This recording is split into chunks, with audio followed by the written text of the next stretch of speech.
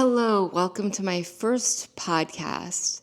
Well, my first podcast of this iteration. Funny facts, I had a podcast years ago during the pandemic, which some of you may remember. A time of many podcast origin stories. Anyway, I had mine and it was called the Queer Empath because I am an empath. I feel things super deeply and I can take on people's emotions. So I have to protect my energy. And I'm also queer and I like to talk about queer stuff. This is a new iteration. What this podcast is called, we don't even know yet. No one knows. I don't know. So we'll figure it out together. Anyway, I'm very glad you're here.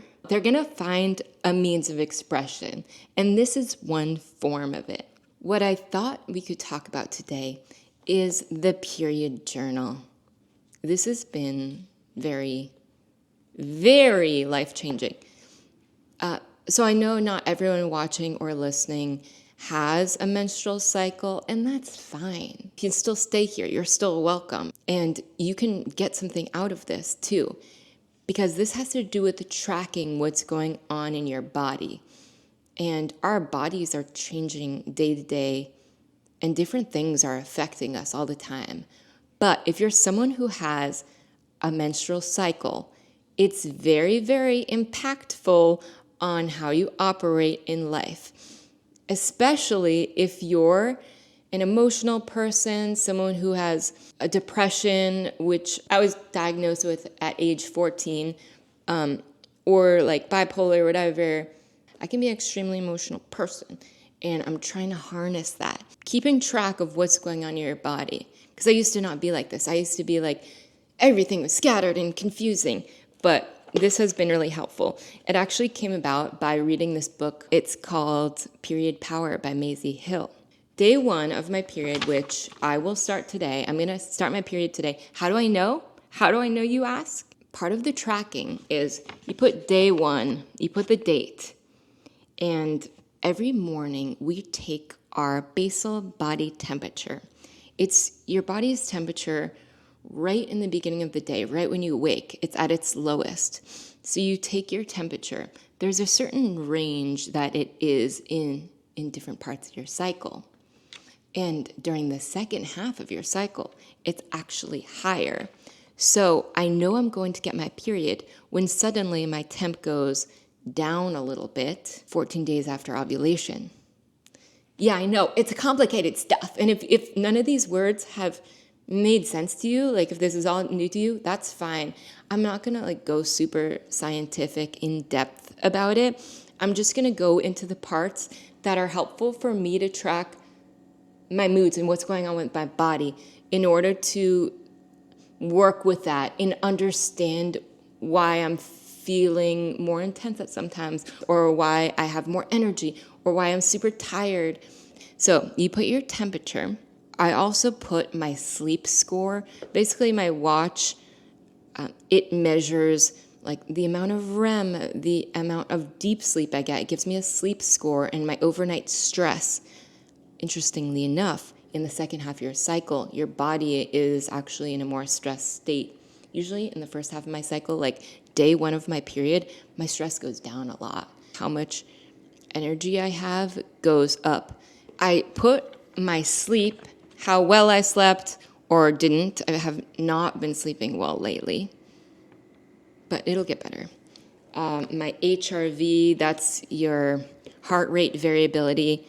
You don't have to track all these things. Like if you don't have a watch, I'm not trying to sell you a watch. You could even say, I slept great tonight. I feel refreshed. Or I woke up a lot during the night. Or it was hard for me to get to sleep. You could do something like that. It doesn't have to be exactly how I'm doing it. And you have to make the system your own. And this is what I'm discovering now, late in life, that I've always been in environments where there's been like a system presented and I try to do this thing exactly as it's presented. And then I'm like, this doesn't work for me. It feels overwhelming. It feels like too much. So I have to make things my own and figure out what works for me. And if that's your jam too, do it in your own way, but just take the basics. This is just about figuring out what's going on in your body and tracking it to some extent in as much or as little detail as you feel comfortable with. What my moods were like that day, if I had any extreme moods, which I find I have during certain parts of my cycle. Like right before my period, I tend to have really intense moodiness. I go really dark sometimes. Working on it. Or if I ate something that was different, or if I had a lot of energy, I will track this. And so there are 4 seasons of your cycle. You start off in winter. Winter is day 1 of your cycle. You're more introspective. You're actually supposedly more in touch with the spiritual world. It's also a new chapter. You're literally shedding the old. Then after that is the spring. You have more energy in your spring. You're able to get more stuff done. You're like, go, go, go. Autumn, you don't usually have as much energy. And this is generalized. Every individual has their own experience. Different seasons that we can kind of capitalize on. If you can do more in maybe day 5 to 13 of your cycle, if you can optimize your productivity during that time when you have more energy, let's start to figure out what's happening in our bodies on a cycle basis.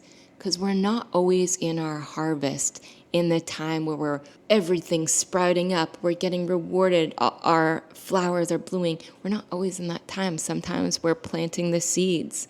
Sometimes we're being introspective.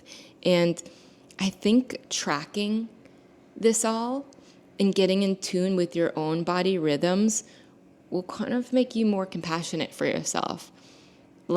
Say you're having a hard day in your autumn, right before your period. This happens to me. I have to rest a lot more during that time.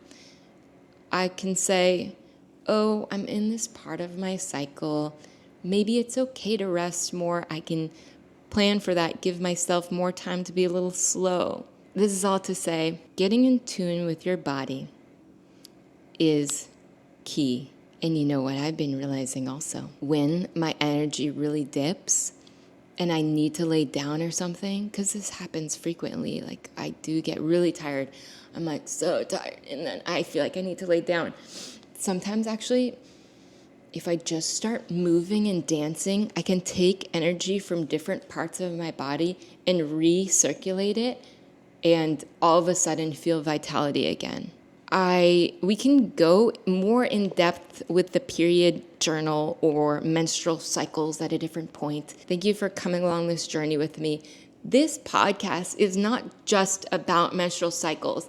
It's about authenticity. It's about growth. It's about connection. It's about progress in the world. It's about, I don't know what it's about yet. We're figuring it out. We, as in me and whoever wants to come along for the ride, which you're here at the beginning, you're really special. I hope you have the best day ever. Okay, I love you dearly. See you next time.